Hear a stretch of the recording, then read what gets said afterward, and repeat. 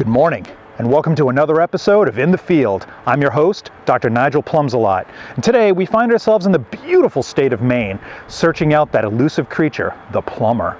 No one knows why the plumber is disappearing, much like most of the trades. The species in each one is dwindling. We've been lucky enough to find one here. No one's quite sure why they're disappearing. Their habitats are abundant, and the work is there, but for some reason, the plumbers themselves are not, and people are struggling to find them. But we found one.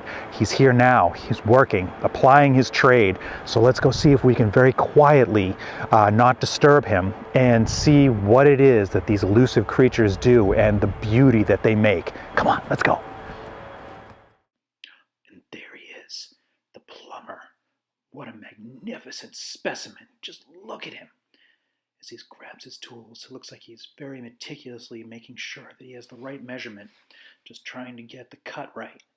Now he'll take out one of his saws. That's not a typical saw for a plumber. That's a carpenter's saw.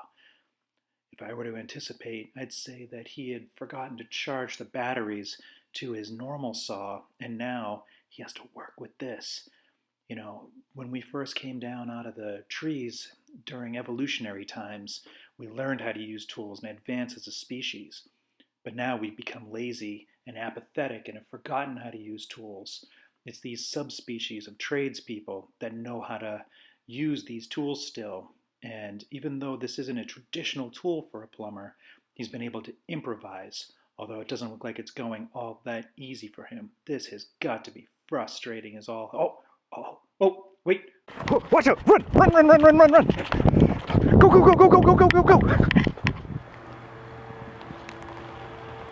Ooh, that was close. Not sure what happened there. Obviously, he's a little frustrated, probably from not having the proper tools. Understandably so. We'll have to be a little more careful the next time. But let's see if we can give him some time.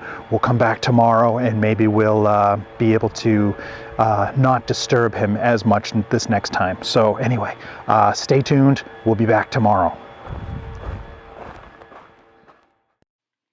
Okay, there he is. I don't think he suspects that we're here this time. I can't see. Oh, he's got his tape measure out again. And he's going to be working on, I would assume, tying more branches into this main trunk of the drainage system here. No, looks as though he's grabbed himself a pipe hanger. It's always a good idea to support the pipe so that it doesn't fall down. It doesn't look as though he's glued anything yet. So my assumption would be that everything is dry fit, and he is trying to just get it supported as he goes. He's the only one here, so no helpers to hold things while he's working.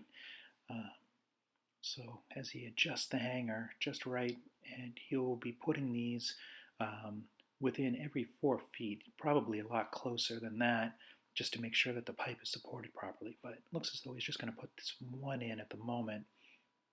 And he's really taking his sweet time doing it. So looks like there's an adjustment that needs to be made here. Okay, I think we'll probably have to cut away for a bit and see if he can get this together. All right, so it looks as though he's finally got it right. He's got his batteries charged today. That's a good sign. Hopefully he's in a better mood, and he's going to be putting that hanger in, and that'll give some good support. So long ago, plumbers had other people that would actually show up and help them. This one apparently prefers to work by himself, or just hasn't had the opportunity to find somebody to work with him. During this time, we are in a pandemic, so my guess is he doesn't have anybody that is allowed to be within 6 feet of him. So this hanger is really giving him some struggle. Or maybe he's just that meticulous that he's trying to make sure his pitch is just absolutely right. The pitch on a pipe for 3 inches or below, from my research, says that it should be, for every 1 foot it travels, it has to drop by 1/4 of an inch. So it looks as though he was trying to make sure his pitch was right. Now he's got his tape measure out again to make sure this length is okay. You can't quite tell, but I would say that is the drain line coming down from the pedestal sink up. So that has got to frustrate him. Again, makes all the difference having a helper, especially when you're trying to dry fit. So a little bit more work here. Just the planning alone takes so much time for a plumber, but once it's all together, I'm sure it's going to be amazing. We got to be a little careful here. Okay, I think we're okay. I don't think he saw us. We're going to be fine. So anyway, he's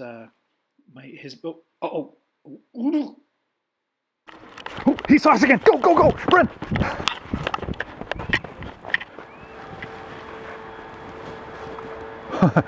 Another close call there. Normally plumbers are very friendly, but I don't know what's going on with him. He's acting very territorial. Perhaps he thought I was an electrician. They're always fighting for space in these areas, so we're going to be a little more careful. I'm going to go about this a little bit differently. After he leaves, I think I'll set up a camera in his space that he won't know about, and we'll try to get some footage, and we'll go through it that way. So another close call today. Very exciting stuff, and I'm going to give him time to calm down, and we'll try again tomorrow. So stay tuned, and we'll be back again. So after retrieving the camera, I've had the opportunity to go through and see what our friend here has been up to. Looks like he's made a bit of progress, got that pipe back in place after it had fallen down on him, which must have been frustrating.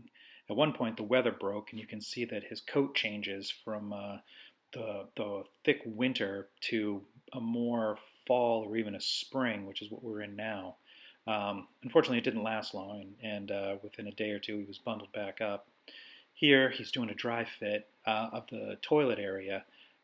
He takes his pencil out once he's happy where everything is and makes a mark on the pipe and the fitting itself so that when he glues it, he can spin the pipe and the fittings back into the exact spot that he had them and then put them back in without them having moved all over the place. This makes it a lot easier, especially where he only has a few seconds from the time he glues it to the time he puts those pieces together.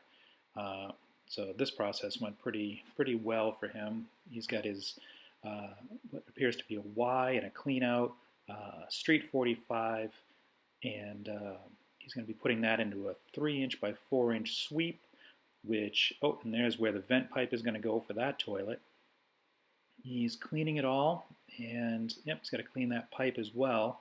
Once that's in place, one little quick dry fit, or just to anticipate everything was there, everything's glued, and then he just has to hold it in place to make sure it doesn't come out. And as you can see, within seconds it is in. He's going to put that hanger in to give him a hand and hold it in place. A little more gluing of the end cap, and looks as though this section's done. Now he's moved back over to where the laundry is going to connect into the 2-inch drain line, and also vents the shower. It's known as a wet vent because some water will drain through it at times. He's taking a lot of time making sure that he's neat, which is great, even though there's a lot of human waste going through these. He spends so much time just making sure that this looks good. There he is. This has got to be the most time-consuming process and fairly frustrating for him as well, I would imagine, where he spent so much time putting all this together, then he has to take it all apart to make sure it's glued. But there has to be some satisfaction at the end, knowing that all this work wasn't there when he started, and he walks away, and it is there for him. Very fascinating creature. I'm going to break away here now, and we'll see if we can check out his work after he leaves. So we've had a bit of luck. He's not here right now, so I thought we could come down, take a chance, and see what it is that he's actually been working on. Let's see here. Right here, we have a P-trap. It's 2-inch. That's going up to the shower, and that pitches down. He would very carefully, as we saw, was keeping that 1/4 inch per foot slope that he needs. That over there, I believe, leads to the laundry upstairs. And then right here, we have what I believe is known as a clean out. That leads to the toilet right up above, comes down, goes into the main. And this here looks as though that goes up to the pedestal sink up above. You can see some of the water lines and whatnot that he's also been putting in. He's been very busy down here. So let's see if we can get another look. All right, right here we can see what's known as a 3" by 1.5" Y. That slopes properly down towards the main, which is way off in the distance there. If we can see it. That's 4" pipe there, and that leads out into the septic system, and he's tied all that into it. Back there, you can see there's another toilet coming down, and there's a vent coming off of that, which goes up through the roof. This is the line that goes all the way back down, straight back down, way back over there, and that's the kitchen. That's a long run, but he's got all his hangers hung within 4 feet of each other, which is good. There's another person that will come down here eventually known as an inspector, and they take a look to see that the plumber has done everything properly. So all of this is looking very good. Some other things he's been working on over here. It looks like there's a well that's been put in, and a manifold of some sort for water. That looks like, I would assume, the hot, and then the blue is the cold. Very fascinating. I'll have to learn more about that at some point. So I should get going before he comes back, but very fascinating work the plumber does. Incredible, actually. It's almost like an ant colony put together here. All right, let's get out of here. So as we can see, the plumber is a fascinating creature, often working in very harsh conditions in order to make our lives better. Really a credit to the species. We really need to do what we can to help this species survive and thrive. So if you have the opportunity, support your local plumber, and really let them know how much you appreciate them. As I said, I am Dr. Nigel Plumbsalot. Thank you for tuning in. I'll see you next time on another episode of In the Field. Take care.